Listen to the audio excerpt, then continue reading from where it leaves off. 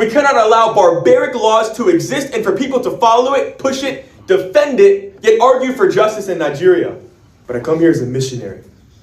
I come here as a witness who's been on the ground in the very places that are being attacked. The very places that Nigerians themselves are too afraid to go to. Because I wanted to testify to the truth of what is happening. Lobbying groups like DCI, Islamic forces in Nigeria, and politicians want to try to label me as just some activist being paid by this person, paid by this organization. Our records are free and public online. Nobody has paid me and nobody sends me but God. And that's the very reason that I went to Nigeria. Because I knew that immense evil was happening. And I was questioning, why is this not mainstream in America? Why is the world not seeing and talking and acting when you see innocent people being killed in mass? Not just for 1 month, but for years, for 2 decades. And so I chose to go to Nigeria for that reason. I said, if nobody is going to help and nobody's going to stand, I will go and do it. And so I risked my own life to do just that.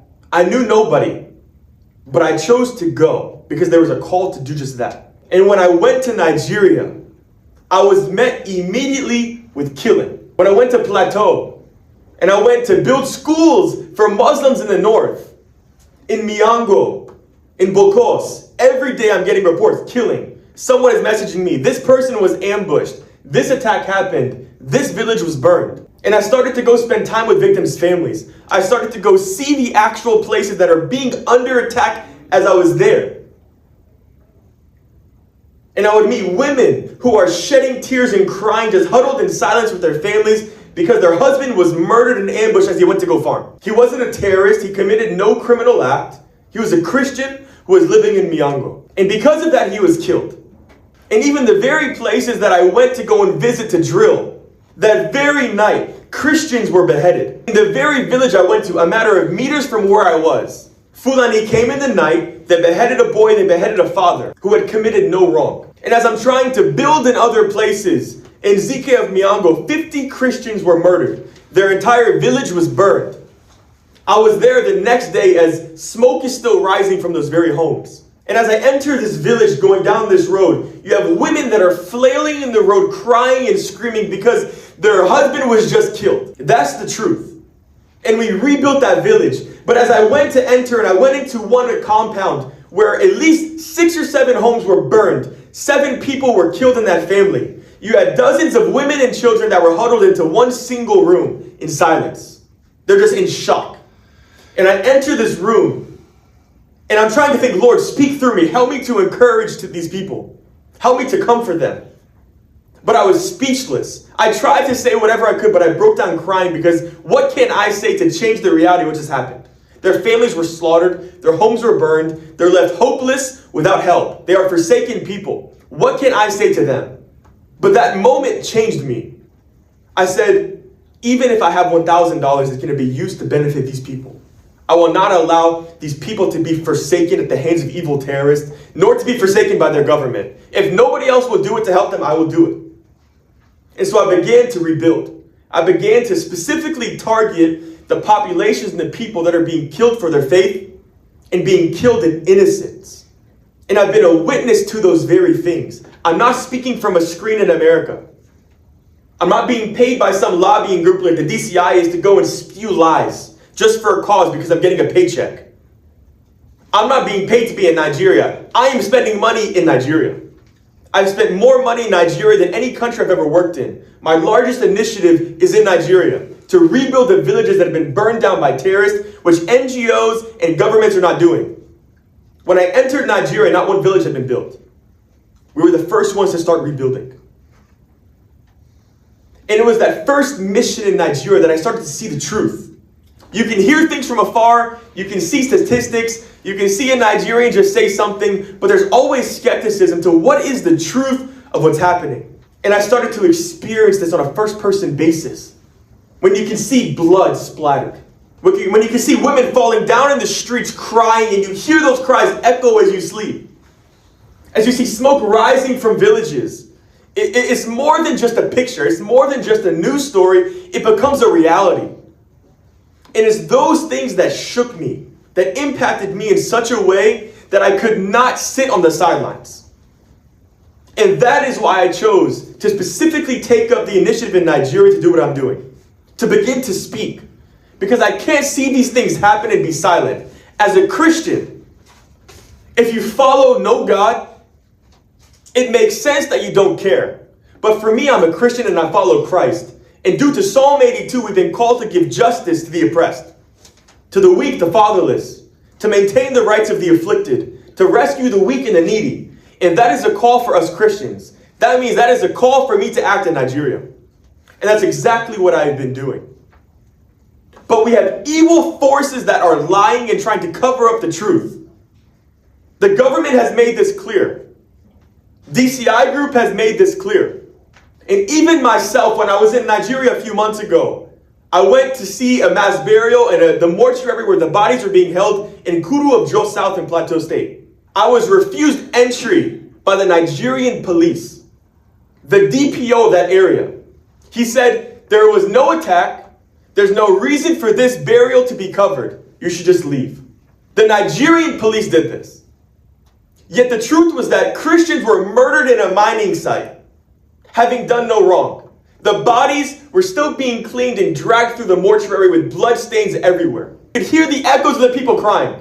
And the police are saying, nothing happened. There was no attack. There was no murder. You don't need to be here. You don't need to show anybody. Just leave.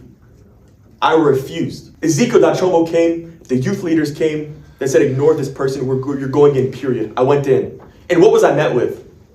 I was met with boys, young men, who had bullet holes across their bodies. Blood was literally pouring out of those bullet holes as I was there. I have videos and I have pictures of this moment. You had blood stains of bodies that were dragged through the mortuary. People that were killed in innocence. And a father who was just looking at his son's body as blood is pouring out. People that are crying and wailing. They're saying, when will people stand for us? When will there be justice for people who are being killed innocently? And those moments only motivated me more. You have to speak. You have to act. This has to be told. Because this isn't just a terrorist group that is operating in one area doing some things. You have terrorist groups around Nigeria. You have the Fulani militia terrorists that are operating pretty much in every single state in Nigeria. And you have a government who is watching it and directly allowing it. And you cannot argue the facts. Why is it that the police will directly lie to me when I already knew the truth before I arrived? Tell me, why is it that leaders in the DSS, the Federal Security Agency of Nigeria, will tell me that only a few dozen were murdered in Yelwada? That they doubt even 30 people were killed in Yelwada of Benue? When 1 year ago, almost 300 Christians were killed. At least 100 buildings were burned to the ground, homes and shops. And yet it's a federal person high in power who says it was only 30 people. Yet I already knew the truth. A group of the persecuted just built a monument in Yelwada with every name of the person who was killed. And guess how many there were? Almost 300. So, if federal people, if security forces are directly lying and misleading about the truth, what does that say? It paints an extremely dark picture. Even the reverend, the now governor of that state, says there's no genocide. It's just ethnic. It's just farming disputes. This is what you're going to hear from the lobbying group. This is what you're going to hear from governors and paid actors of the government in Nigeria. It's just farmer-herder conflict. It's just ethnic. There's no religious aroma about this. There's no persecution. There's no intentional killing and targeted killing. It's just this conflict. It is being mischaracterized to be something it's not. This is what they tell you. But we have some very important questions we have to ask. Let's say that it is because of global warming. They're migrating from the country, the Republic of Niger. They're coming further south because they need more grass for their cattle. Let's go with this. I'll ask you this question. If the Fulani terrorists have taken over all of the interior rural lands, why are they going to the main roads that lead to the capital? Why are they killing people and burning villages along main roads if they already have taken over all the interior land that is vast? Is the grass any different? If you go 10 kilometers interior, is that grass better than the grass along the road? The answer is no. And if it's about competition, if the Fulani are competing for that grass, this means that other Fulani herders are eating the same grass. This means that anybody who is using that grass is a competitor. Why are they not killing other Fulani? Yes. Why are they not killing other Muslims? Why is it that across Plateau, in Benue, in Taraba, in Kaduna, these places, they are directly and only killing Christians? I'm not speaking to Borno, I'm not speaking to Zamfara and Sokoto. I'm talking about the Middle Belt. Areas that they are directly targeting and killing Christians. Why are they not killing other Fulani people? They're eating the same grass. They are just as much of a competitor as the Christians are. Yet they're not attacking Fulani settlements. They're not killing Fulani people. They're not beheading them. They're not going into their villages chanting Allahu Akbar and slaughtering people. They are only going to the Christians. Even as I'm rebuilding a village in Barkin Ladi, my own worker took a machete to his head. The very village we're rebuilding, 7 people were just killed last month. They were Christians. Did they do anything wrong? Did they commit a crime? They didn't. They were targeted. They were killed because of who they are. And it shows that there is an effort to displace people, to take over. There's a greater agenda at hand. Just 2 days ago in Mushere, Bokos, they killed over 20 Christians. A few days before that in Kaduna, they murdered more Christians. Essentially, they cut a boy's head in half. A 5-year-old boy, a 6-year-old boy.